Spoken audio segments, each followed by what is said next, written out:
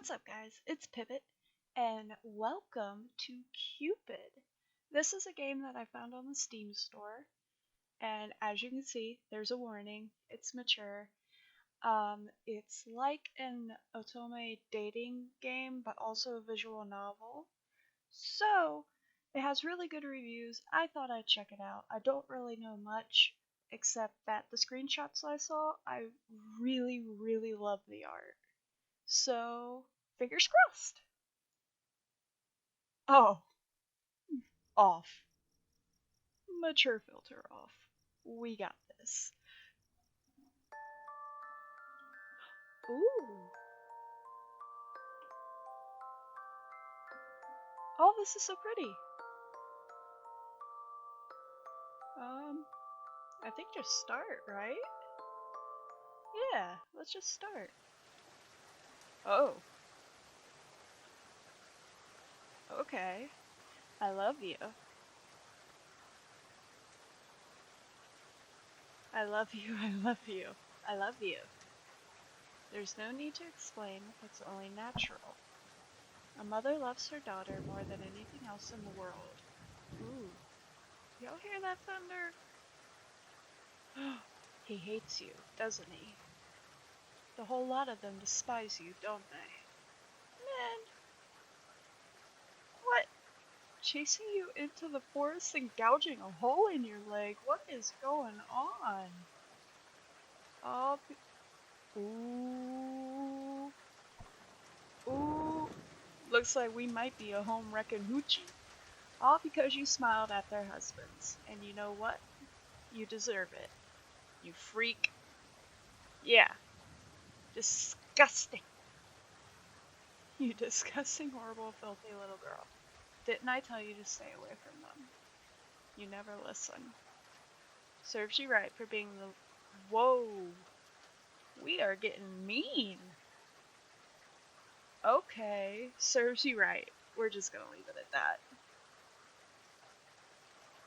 But you don't have to worry, my darling. This mother is messed up. Good lord. It's alright. Even if the... Oh my god! What? Jesus. Even if the whole world wishes you dead, I promise you this.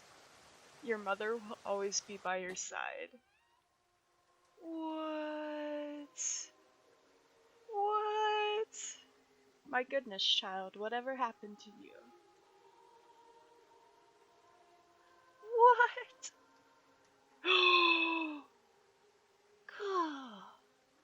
A girl was slumped in the doorway, soaked by the rain. Oh my god.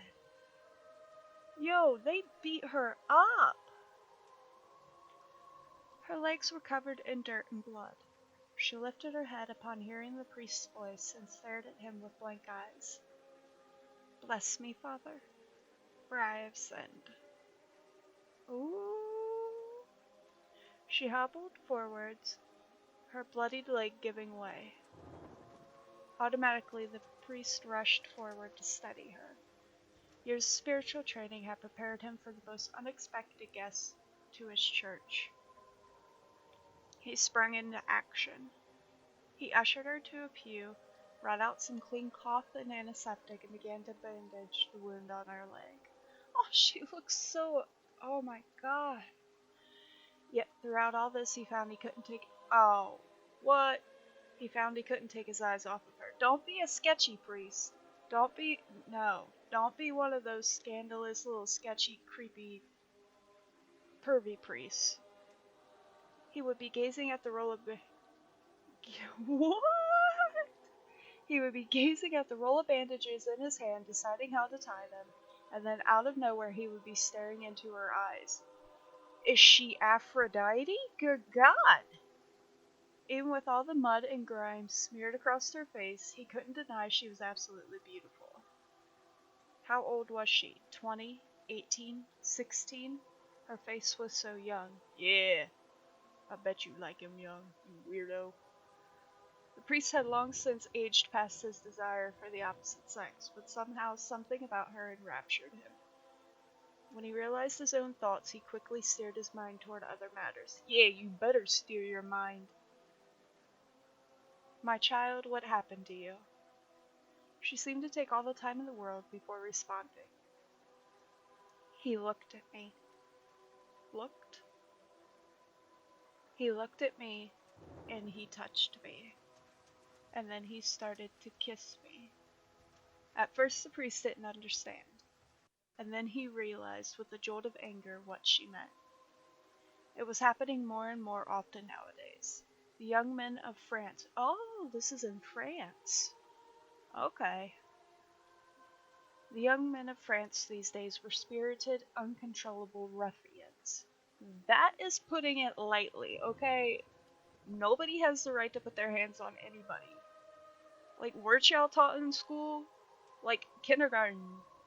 Don't take people's stuff and don't put your hands on other people. Like, golden rule. A lady walking home by herself one night would be prey to a few number of them. Lust. One of the 7 deadly sins. The one the priest personally despised the most. Furrowing his brow in sorrow, the priest laid a hand on her thigh. You are safe now, child. God's house is a sanctuary for the faithful. I don't think he'll protect me. He looked at her in confusion. You see, Father, I have sinned again. Uh-oh. Right there among the pews before the altar of God, she bowed her head. I'm sorry. Was she apologizing to him or to someone else? Her hair hid her face and her eyes, and the priest could make neither head nor tail of her. He suddenly realized that his hand was still on her thigh, and he hurriedly drew it away. I'm sorry. She repeated this phrase over and over. After a while, the priest got up. Don't fret, child. You are not to blame. I will contact the local constable, but in the meantime, you are free to make yourself at home here. I will fetch you a hot drink. Ooh, can I have some cocoa? I like cocoa. He patted her hand and let to go to the back room. Okay, so please know that, like, I make jokes and everything, but this is very serious. And so, I don't know what's going to be all in this, but if at any point you start to get uncomfortable, like, skip or just don't watch.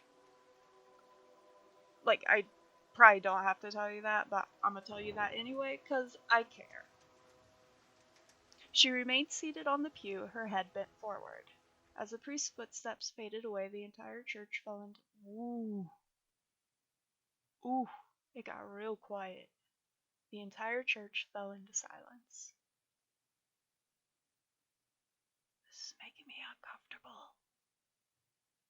Now that it was the dead of night, the clouds covered the sky. Barely a sliver of moonlight filtered through the stained glass. Stained glass is so pretty. The girl sat alone in a ring of darkness. She opened her mouth. No, I know. If I may say my piece, surely. What? Yes. Oh, Lord. She having a conversation with someone who ain't even there. Yes, yes, mother. But he is so very kind. Haven't you learned your lesson, idiot? I fear for your safety. Uh-oh. What? Oh, I have to pick? Oh, I gotta pick. I fear for your safety. Haven't you learned?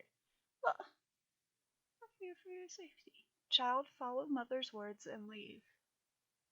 You saw the look in his eyes, didn't you? You cannot stay here. Even a man of God can stain you with the filthiest colors. Be a good girl and follow mother's words. But it is cold outside, mother. The rain has not let up. Can't I stay? All right? No. I mean, ooh, I don't know. Because, like, he's a little sketchy, but at the same time, like, any human that comes across another attractive human might notice the attractiveness of the human, and he, like, reeled himself in. But I'm also like, no. You leave now and that is final. I will not hear another argument. I'm sorry. Please don't be angry, Mother. I understand. I shall leave at once. Oh Lord, this is gonna be choice based. I wasn't ready for that. I mean, I should have expected it, but I wasn't ready for it. How am I going to mind you like this? Oh God. You attract so much misfortune everywhere you go. I'm sorry. I can't help it. My poor child. What? I keep picking answers that sound nice, and then once I do, it's not what I thought it was gonna. Oh, I'm screwed. I'm screwed no matter what choice I make. My stupid little girl. Always a blight, aren't you? Whatever will you do without me? Hopefully you go away real quick, Mother. Thank you for always guiding me. It is all my fault. The girl sat in silence.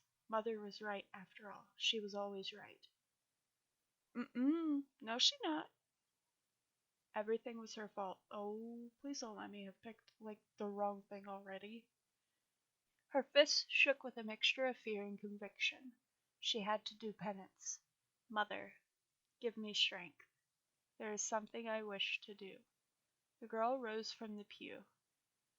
In front of her was the altar, and on top of the altar was an ornately decorated cross.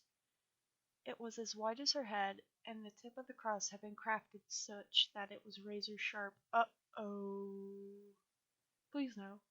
She left the pew, knelt briefly, and then walked over to the altar. Don't tell me.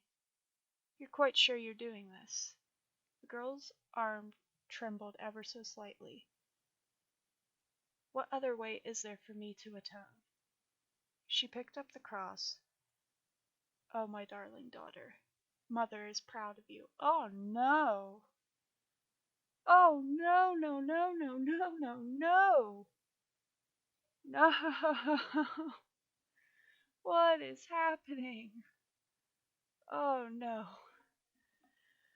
Oh, slowly she brought the sharp end close to her face, so close that it hovered just above her left eye. And then she... Oh, no. Did y'all hear that? Chapter 1. The Star and the Rose. Woo! Okay, well, she's alive. She's alive. We're good. Well, not good. She got hair hanging in her eye. You blind in that eye? Oh, Lord. A scruffy young girl in tattered clothes peeked through the open gates of Chateau du Sommeil. Listen to me try to sound like I know French. An afternoon... Oh, God. Gautier?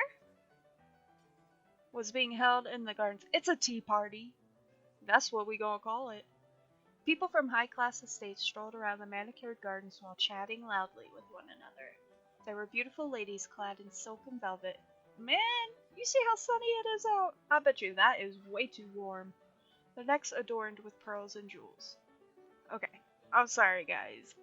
I'ma try to commentate a little less and get the story across. A variety of foods was displayed on the tables. The girl stared at the food. I bet she's hungry. Oh my god, listen to me. Here I go again. She hadn't eaten properly for the past few days. Are you hungry, child? We must not linger. You know, I am pretty hungry. Are you hungry, my dear? Rose Girl. That's her name now. Yes, Mother. Don't you worry, oh Lord. Mother will provide. You do not need those high-class foods anyway. They will upset your stomach. Nothing's gonna upset my stomach more than it being empty, fool. Now we've stayed long enough. Let us leave. Surely we can look around for a bit. It's still a little early. There was something else that called to her, other than the party itself. She walked to and fro from the gates, peeking at the crowd despite the urgings of her mother to leave. Just a tiny glance would be enough. The girl smiled at the thought of him. The owner of the chateau, the Marquis de Ghoul? Ra's al Ghul? Ra's al Ghul. The girl was drawn to him. That's his new name, Ra's al Ghul. He wasn't the same as other people. He seemed different somehow. Don't they all? He was kind to her and would always hand her food when she delivered flowers. Her heart felt at ease with him. He is the same as everyone. I do not care for him. Honestly, he's probably the same as everyone. Let's be honest, he's human. He is the same as everyone, greedy, insatiable. Maybe not for you, but for something else. He is a kind man, Mother. Don't let his kindness fool you. Sweetest tongue hides sharpest tooth. Ooh, she bit her lip. Why do you even bother with him? Oh, Lord. He makes me feel that there are still good people in the world, Mother. There are no more good people in the world, child. It is hard to say. I mean, I'm usually a pessimist, but I don't want to be a pessimist. It's hard to say, of course, dear. I'm trying to give this girl some hope. What rose can bloom without a little sunshine? Ooh, I cracked myself up. We do not know the real intentions people have.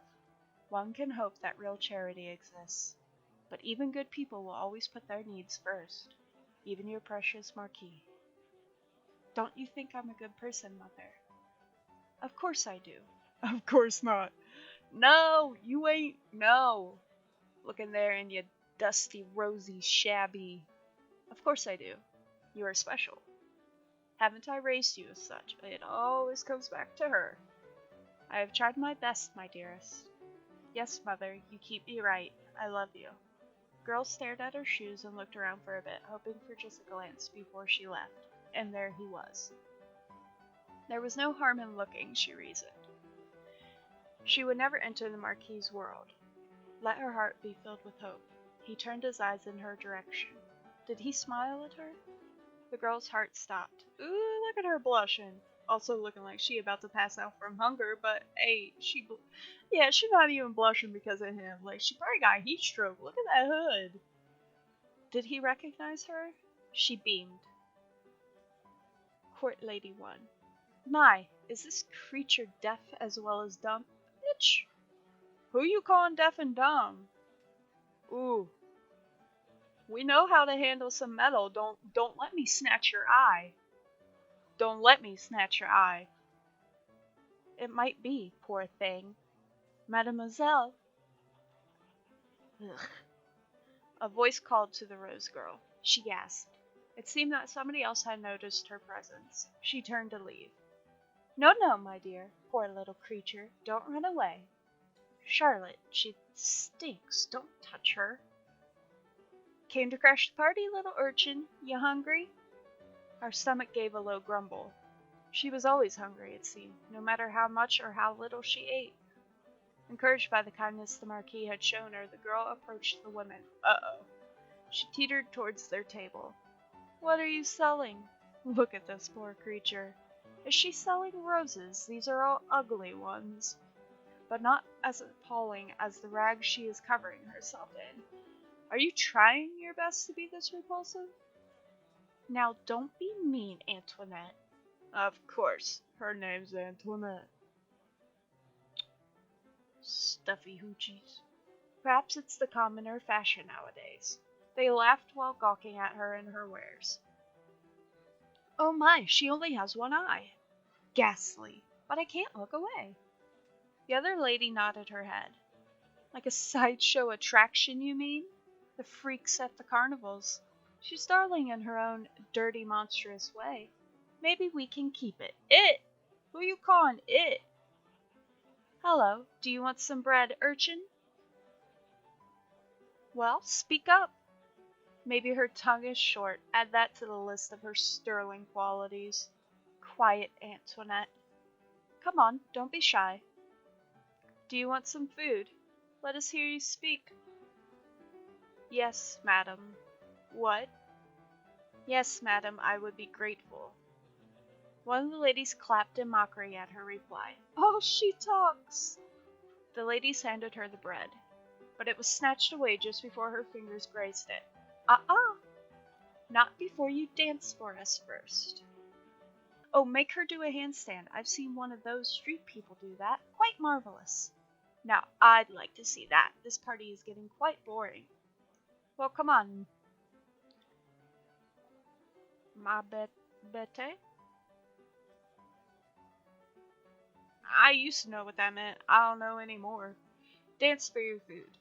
The girl looked at the beautiful, cruel faces of the women. That look on them. It was burning desire to hurt something, simply because they could. She knew that look. Before they touched her and hurt her, they had that burning look in their eyes. Oh, look what you did, Claudette. She's shivering like a leaf, poor thing. The lady was laughing as she said those words.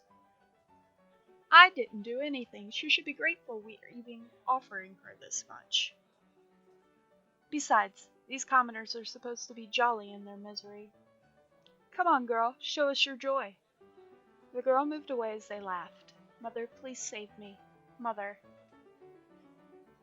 Didn't I tell you people are cruel? Didn't I tell you to leave? Well, you kinda said both, so it's hard to pick. But not all people. Let's go with I told you to leave. Didn't I tell you to leave, insolent child? Now you call for me. Try to deal with this situation yourself. You've put yourself in this position anyway. I hope you learn your lesson. Hey there. A child's voice called out from behind her. It belonged to a girl around 7, with chubby cheeks and a look of curiosity in her eyes. Look at her hair. The art in this is like so beautiful. She wore an old blue dress, somewhat patched at the corners, but kept tidy and clean. She was not rich, but she had an air as if she owned the ground she stood on. Another commoner. This party is absolutely teeming with them. The Marquis loves these things. Heard he picks them up randomly from the street. Maybe I should get me one, too. Do you think it's fashionable abroad, in his birth country, I mean? Persia? No, I heard he was from India. I heard a rumor he's a bastard son of a Greek queen. Goodness, that is so far-fetched. I could barely pronounce his name, though. He really should change it to something more acceptable. Who knows what kind of demons he might attract with such a blasphemous name. That must be why all these nasty, horrid little creatures flock around him. Oh! Devil or not, I'll forgive him if he kisses my hand. The ladies laughed. Salope, you're shameless. Don't lie, we all know why you're here. The ladies gossiped among themselves, openly ignoring the girl. The young girl took the slighting with a shrug. She approached the table and asserted her presence. What you doing? Goodness, they don't take a hint, do they? Throw something shiny, it might distract them. Hey, you've been holding on to that bread a long time. Aren't you going to give it to her? She pointed at the shabby rose vendor.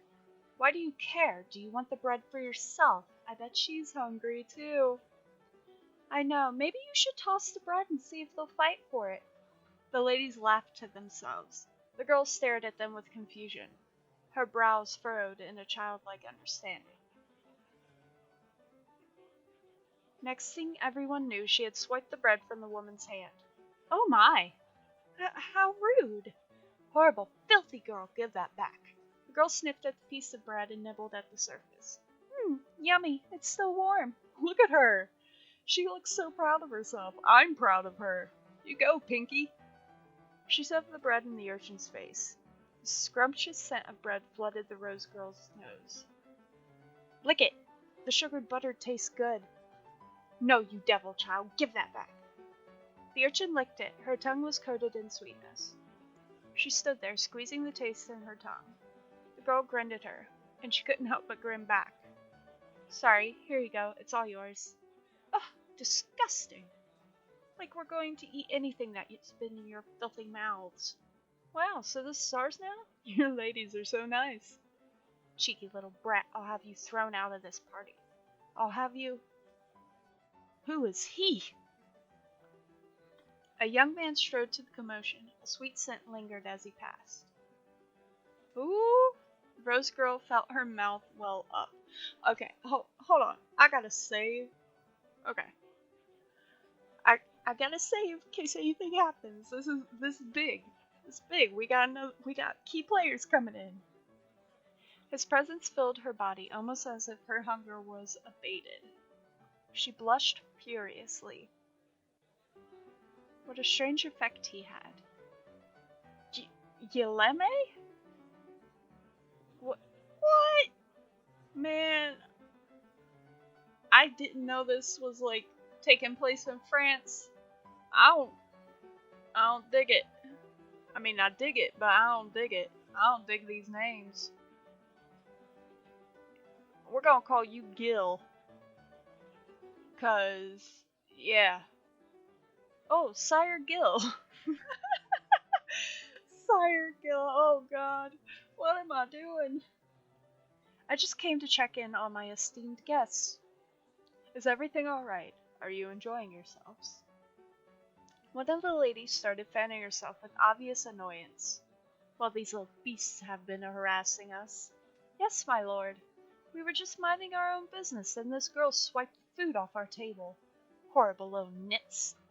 The girl stuck her tongue out at them. Yeah, I'd be pissed too. Call me a nit. Nasties. The girl stuck her tongue out at them. A lady wiped her eyes in mock tears. See, look at that. It's absolutely monstrous how these children act around adults now. There is no respect, monsieur. Monsieur. Oh. I worry for the next generation. Oh, Charlotte, don't cry. Well, my lord, we would all breathe a little easier if those children were sent on their way. Yes, who knows what kind of mischief they might be up to. They might set fire to the tables, you see. Oh? You don't believe it for a second. Or steal our jewelry. In fact, I think my pocket watch is missing. Oh, no, how unfortunate. One of the ladies continued her childish wailing. It is! It's unfortunate how you allow your important guests to be treated this way.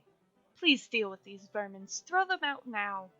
Oh, my sweet ladies, I am stricken with grief at your misfortunes. Look at his face. He don't believe a word they're saying. Allow me to offer my heartfelt apologies. Unfortunately, this child is my important guest today, and you are, sad to say, paltry squatter. Paltry squatters. Ooh. Excuse me? Madame Charlotte of Montpellier? I don't remember sending you an invite.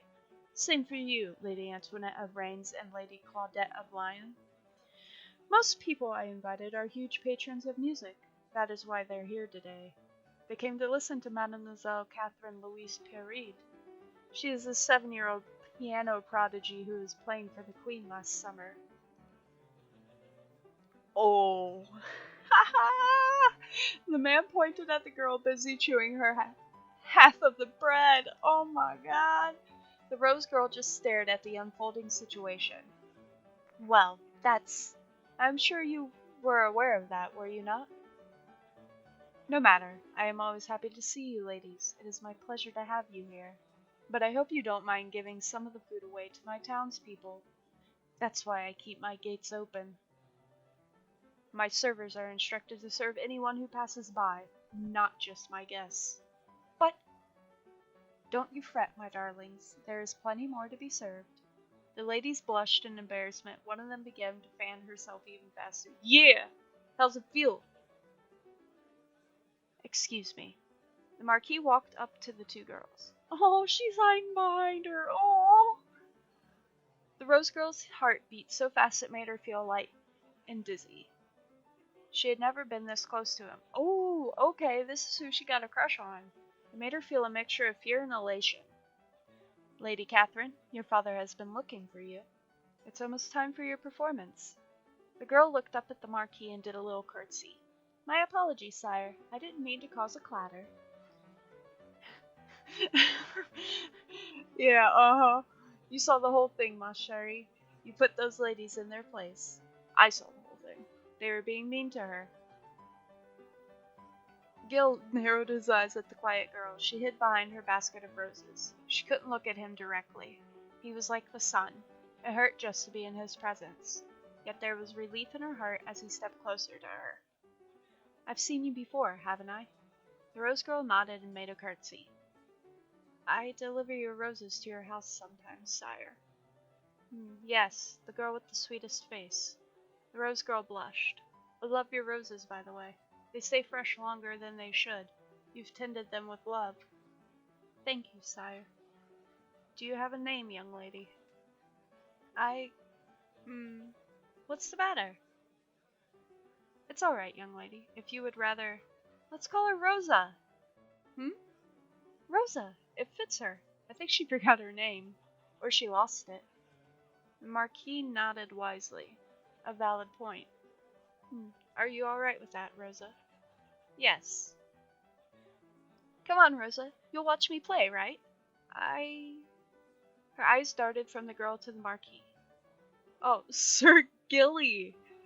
Oh, I like that better. Gilly. Sir Gilly doesn't mind. Gilly? He's really nice to me and my family, and he helps the people around town, too. He won't throw you out. The Marquis held his right hand in the air as if swearing an oath. Oh, they're adorable. Can they be my friends forever? I won't. See? Come on, you're invited now. You're my special guest. There's plenty of food inside too, Rosa. Please help yourself. Thank you, sire. Rosa is coming. Yay! Now this is my first public performance, Rosa. I am a bit nervous. Catherine scratched her head. What will I do if I make a mistake? Papa will be very upset. The Marquis knelt in front of Catherine and rubbed her shoulders fondly. You won't make a mistake, ma chérie, as long as you put your heart into the keys. Ooh, the music stopped. Uh-oh. Play to touch your audience and any mistake won't matter. Do you understand? Catherine stared at the Marquis. Not really. Well, she is only 7. You will someday. Just play your first song with me in mind. Will you? Something that you think will make me smile. Gilly held Catherine's clear young eyes in his gaze. He kissed her hand. It was covered with sticky sugar and breadcrumbs. Catherine blushed. It was the first time she looked embarrassed by anything. It would be my pleasure, sir. Catherine trudged up to the wooden podium and walked towards the middle of the stage. Uh-oh. The crowd's chatter died down. Oh, please let this go well. I'm nervous for her. Ooh. She curtsied in front of her audience, waved to her father, and stole a glance at Gilly. Oh my god. The man gave her a tiny nod. Oh, look at her! Look at her in her little dress! She sat down in front of the piano, admiring the cream and ebony keys underneath her fingers. Her own piano was broken and beaten. Father had sold his horse for it. Oh. The A3 key never played, and the strings would creak when it was cold. But it never failed her. She knew the keys like they were her own fingers. She whispered to the new piano softly, as if coaxing a beautiful, untamed animal. Let's be friends, okay? She saw Rosa at the far end of the podium watching her diligently. There was a renewed vigor in her blood. She could hear the keys calling out to her. A song that would make him smile. She placed her fingers on the keys. She began to play. Ooh! Ooh!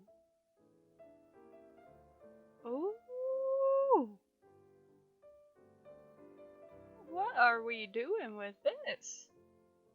Listen to her jam. Oh my goodness. Get it? Get it? Oh! I wish I knew how to play piano. I don't know how to play, like, anything. I mean, like, I played a little bit of keyboards in 7th grade. Does that count? I feel like it doesn't, because I didn't sound like this. I was on that chopstick. At the ring of the first few notes, it became apparent to the audience that this girl was something special. I didn't know I could be clicking. I thought I had to wait. Here was a little girl, barely tall enough to reach the pedals of the piano, playing as if she owned it. There were times she'd miss a note or two, but that didn't matter. She played the song to make someone smile, and it touched everyone present. Her music skill was far beyond her years. Her fingers caressed the keys as if she was making a flower crown, carefully weaving the petals.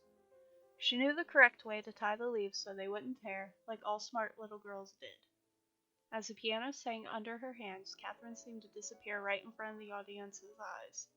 She was just a vision, after all, somebody leading them down a dream.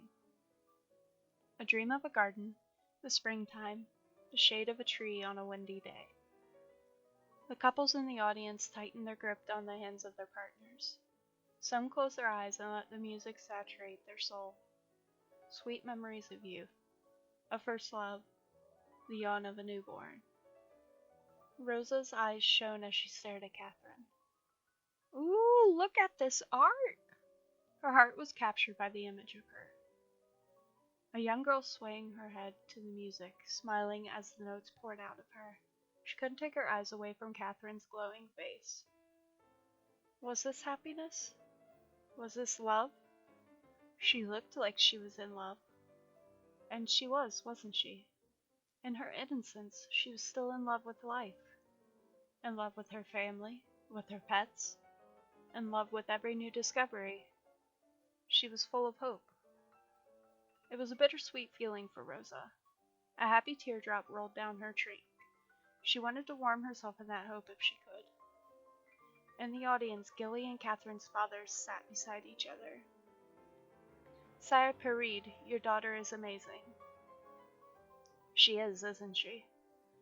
I mean, pardon my arrogance, my liege. I am a very proud father, you see. No pardon necessary, sire. Has she found a sponsor yet? Francois.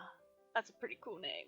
The Duke of Versailles once spoke to me about it, but we have not made any arrangements. Then I must steal her away as soon as possible. Sire? I'd like to be Catherine's primary sponsor, if that's all right with you. Why, sire! And to further cement my status, that piano she's playing right now, it is hers. I've bought it for her. What? This dude is super nice. There's gotta be something wrong with him. Like, people aren't that nice.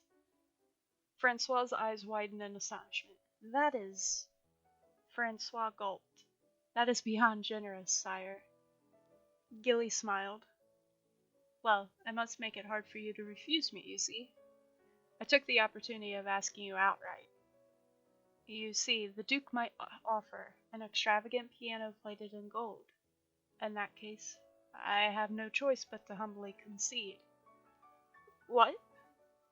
I'm kidding. The Duke of Versailles is the worst miser you will ever meet. The men chuckled. Of course, I shall be paying for her musical tutoring as required.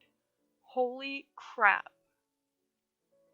Along with an ample stipend to accommodate your family, this dude is just throwing money around. But I mean, I guess he can. Ah, you don't have to look so surprised, Monsieur PiBBiT. Your daughter is a star. There's an effervescence about her that enraptures the soul. There is no doubt in my mind that she will succeed. Thank you deeply, my liege. Please, call me by my name, monsieur. Let me remind you, this generosity isn't without charge. Her tutoring will be done at my house. I want to monitor her progress. Apart from that, I'd very much like Catherine to visit me and play from time to time. Music is one of my true passions. Her presence would benefit my mood tenfold. Of course, sire, that is a small price to pay for all your offers. On the contrary, messire. Messieurs? You don't have to decide now. Kindly think about it. Thank you. After the performance, Catherine and Rosa went to the Marquis's garden to play. Francois and Gilly lingered on their table, sorting out the details of Catherine's further education. Who are you? PiBBiT? Oh, are you an older sister? You gotta be an older sister or a mama. Good. You look a lot alike. Emily Parede wandered about the crowd searching for a familiar face. She had arrived halfway through Catherine's performance. Ah, little sister, just in time to gush at her little sister's applause. Unfortunately, she couldn't find her father in the crowd. When she finally caught sight of the back of his head, she approached him hastily. Father, there you are. I've been looking all over for you. Emily stopped as she saw the man her father was talking to. It was none other but the Marquis himself. Oh my god. Everybody's got the hots for this dude. I should have known. She fixed her hair self-consciously and curtsied. My lord, pardon my intrusion. I didn't realize. Gilly smiled at her kindly. You're free to intrude any time, my lady. Emily smiled back. Just as the rumor said, the Marquis was very easy on the eyes. I don't know why I added that very. He's okay, I guess. I like that outfit. Mainly because I want an outfit like that. To whom do I owe the pleasure of your acquaintance? This is my eldest daughter, Emily. Pardon me for not introducing her sooner. Charmed. Gilly offered her a seat. Emily sat down across from the man. Well, it seems talent and good looks run in the family. Francois rubbed his neck. Yeah, I'd be worried too. Yes, my daughters are my pride and joy. Thankfully, they both took after their mother. Surely not, Monsieur Paride. The eyes are yours. Earnest and loving eyes. Emily snorted at such sappy words. Her father was clearly basking in the compliments. If this really was the famous Gilly the rumors talked about, then he wasn't exactly much of a charmer, was he? She didn't know what all the fuss was about. Same. The ladies in the house she worked for could not seem to stop talking about this man. Admittedly, there was something morbidly curious about the way he looked at people, like he was always distracted and could only say words that were expected of him. He's a robot. He's a French robot. Boom. End of game. Questions have been solved. I'm pleased to have finally met you, sire. I've heard a lot about you on my travels. All good things, I hope. Depends on the tabloid and the day of the week. Emily thought to herself and chuckled. You are the governess, I was told. Where do you work? With the Dmitri household, sire. Ah, yes, I heard you were marrying into the family soon. Oh, father, I told you not to tell anybody yet. I didn't, but you know how people talk. Word travels fast. Pardon the comment, then, my lady. Please. Your betrothed is a lucky man, I'm sure. Ooh. The conversation endured throughout the afternoon. Small talk, musical composers, their little town, Catherine's musical background, Francois' students, Emily's work. Emily played with her napkin, offering droll opinions on the particularly droll topics. All throughout the exchange, Emily observed the infamous Marquis de Gouges. This was him, the audacious, shameless flirt of the royal court and tabloids. According to rumors, he was able to bed both the... Oh my god! I told you there was a catch. According to the rumors, he was able to bed both the widowed Countess of Devonshire and her daughter at the same time. Oh my god! And even had a tumultuous relationship with the Prince of Garnet. Okay. He didn't limit himself to royalty, or so the tabloids said. National Enquirer of France. His latest fling was with an English poet, who they say almost killed him when he was caught with another man. Or woman. At this point, who knew what was real and what was a blatant lie made up by the newspapers? I can't! Oh my god! She had looked forward to meeting him, and he was... oh my god! Talking about sampling the new bakery's creme brulee. She couldn't say she was disappointed exactly, but the Marquis was a depressingly normal man. Maybe even boring, she ventured. She watched as his gaze flickered across her hair, her nose, before lazily trailing away. How infuriating. She wondered if he would suddenly say something coy, or insist to dance with her. Just something outrageous. Honestly, so she could shoot him down. This man whom everyone was interested in. That would be a small victory for reasonable women everywhere. But the Marquis was nothing but polite, 'cause he knows. He knows what you're trying to do. He did not ogle. He did not touch unnecessarily. No audacious gestures or suggestive winks of the eye. He would not even look at her for more than 2 seconds. Maybe she was not pretty enough to flirt with. Emily bit her lip. She shouldn't be thinking that. But, I don't even know what everyone's so obsessed with. He looks high. He looks high as hell. There were also times he would quietly look into her eyes when the conversation... He's stoned. That's what this is. When the conversation lulled. When the words spoken were without meaning, their eyes would converse further. Ooh, what? Looking at a... Ooh. To Emily, he started to look lonely underneath the facade of caprice. He seemed tired of all the gallivanting, the rumors, and numerous flings. We are all a little lonely, aren't we? Perhaps even he. He invited the family over to his chateau and commented on how empty the building felt sometimes. Music was his guilty pleasure. It got him through the cold nights, he said with a side grin. How he wouldn't mind a warm soul to touch. And before she could stop herself, Emily had begun to imagine his lips on her neck. Oh my god. This hoochie. Called... What? Nights. Oh my god. Look at the dad, what's going on? Oh my god. He knows. Look at his face. He knows what he did. Look at her over there, red as a tomato. Emily shook her head, trying to erase the thoughts in her mind. They were having a perfectly mundane conversation. Oh my god. She didn't know where those thoughts came from. Fortunately, her father didn't seem to notice. Music and loneliness struck a nerve with Francois PiBBiT. He had immersed himself in music tutoring his students and Catherine ever since his wife had gotten sick. It had been 6 years. But sometimes the nights were cold. Francois, the Marquis, was speaking to his soul. He was a kindred spirit. He wasn't a pompous showboat like all the other royalty Catherine had played for. The Marquis even had a wine collection he wanted to show Francois. Such a down-to-earth, generous young man. Emily, Emily, your face is flushed. Are you alright? I'm fine. Just the sun, probably. This was not true, of course. Yeah, we know it's not true. We saw what was happening in her head. The afternoon sun had already lost most of its heat. Thankfully, Catherine provided a distraction. She ran towards their little huddle and flung her arms around her father's torso, chattering happily about gardens and butterflies. A young ragged girl followed behind her. Emily wasn't sure how old the girl was. Her dirty blonde hair hid the left side of her face. You could see faint traces of scars peeking through. A surge of motherly affection caught hold of her heart. Hello there, young lady. The girl looked down at her toes, but she gave a shy smile. How old is Rose?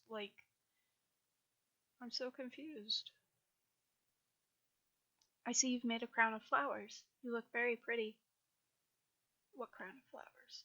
Ain't nobody got a crown of flowers. Okay, we're gonna go with it. Thank you, madam. Catherine gave it to me.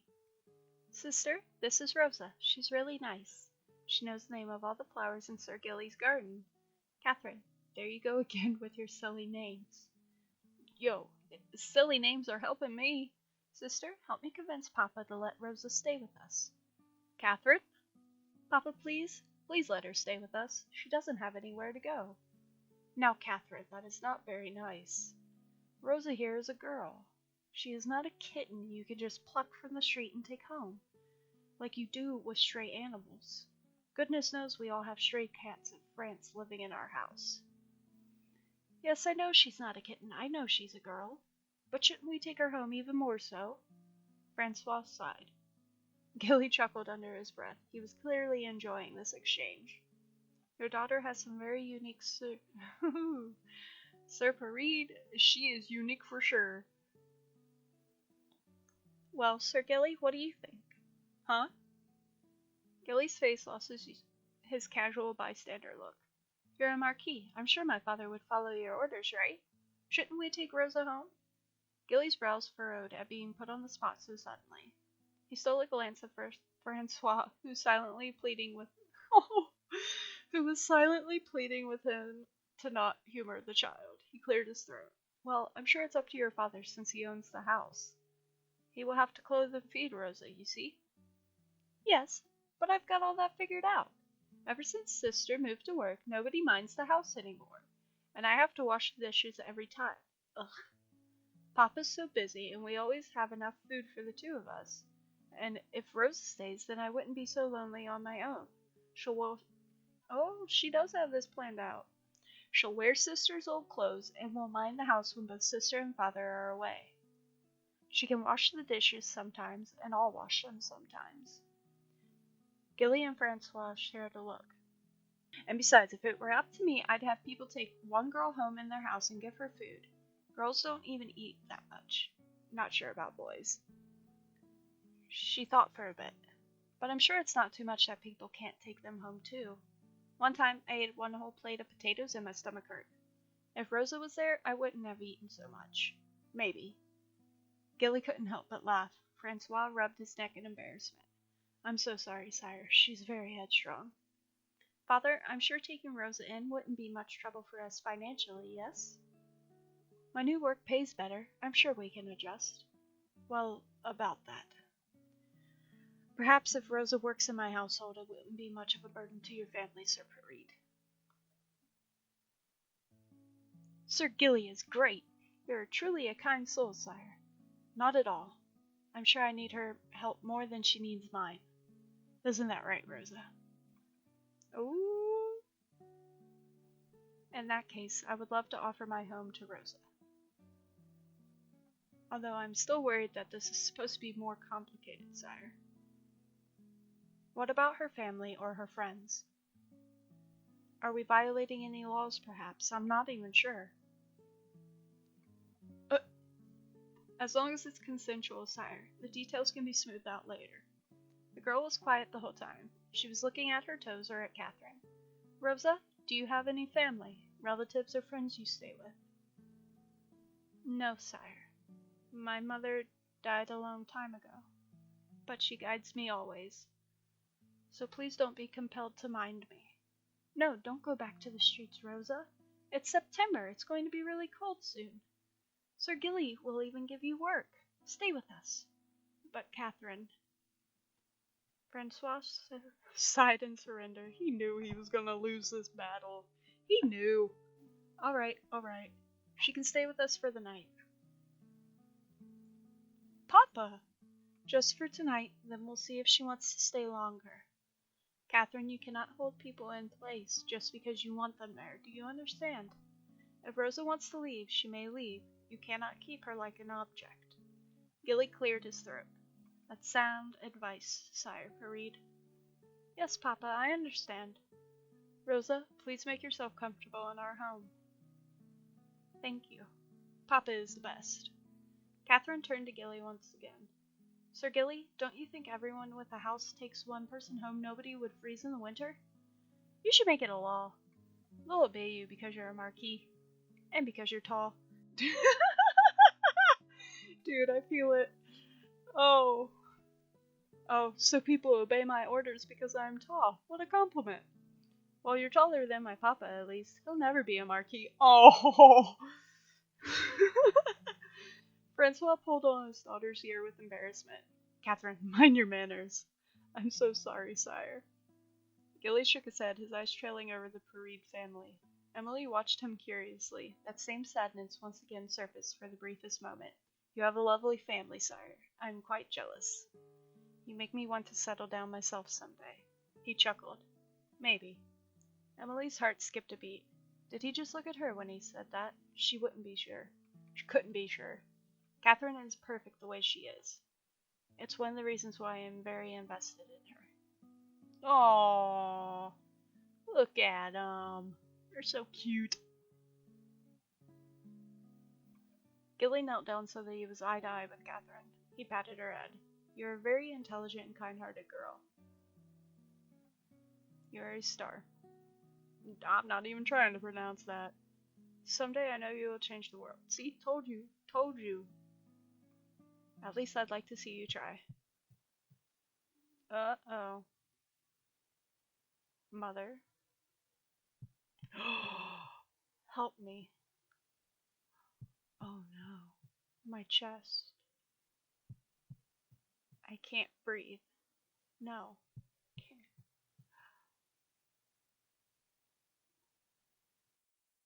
Catherine? What just happened?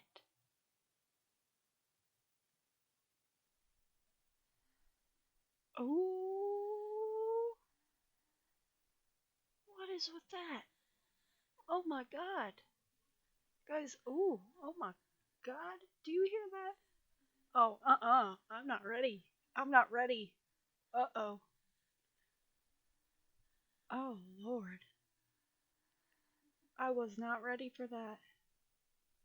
Ooh. Okay, guys. So I'm going to end this episode here. I'm going to keep playing, and I want to say thank you so much for watching. And I will keep up with this game, and I will also leave a link down below for to where you can find it in the Steam store. Like I said, it's been getting really good reviews so far. I'm loving it, and the art is absolutely amazing, and the music's pretty good too. But thank you guys for watching, and I will see you next time. Bye.